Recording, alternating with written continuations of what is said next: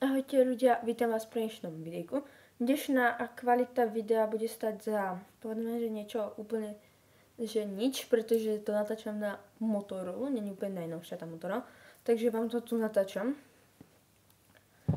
A dneska budeme mať konečne otázočky na proste toto, takže ja si tu otvorím WhatsApp a idem si dať, že proste otázky.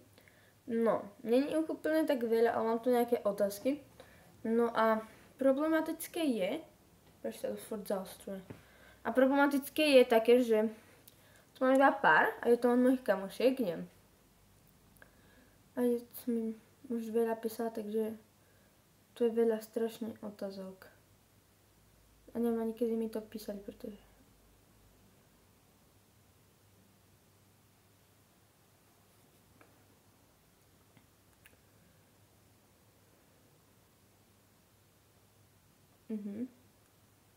Ty kokos. Musím to nájsť.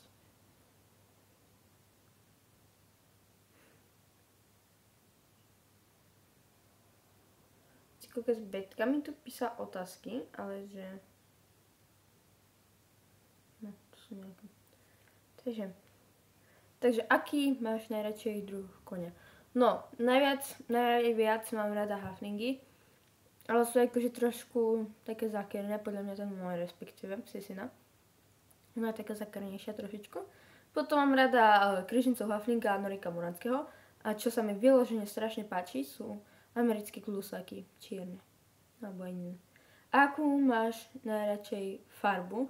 No, mám ich viacej, ale mám rada aj celkom čiernu. No a mám ešte rada zelenú a bielu. A také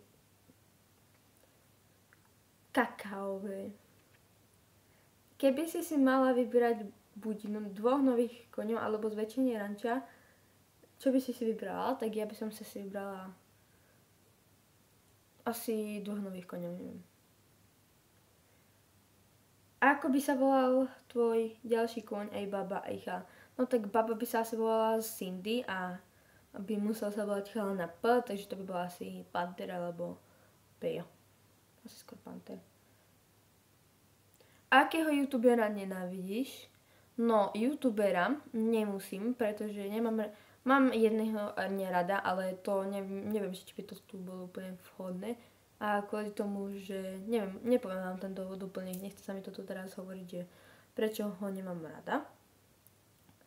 No, ďalšia otázka, tu už neviem od koho to je, mám ju to prosím, že či som bola niekedy že šikanovaná. No, mám taký pocit, že ani nie, pretože väčšinou je to tak naopak.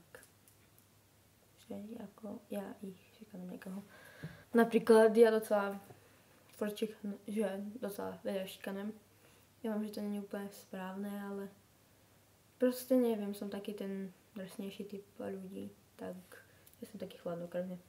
A mám niekedy ADHD, hej. Na videách to tak nevypadá ani v škole, ale mám doma akože veľmi veľa ADHD, hej.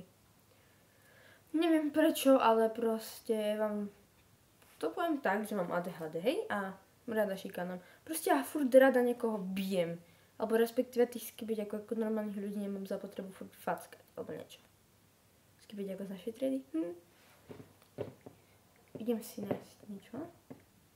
No a to bolo všetko pre toto nádherné video, ktoré má pár minút.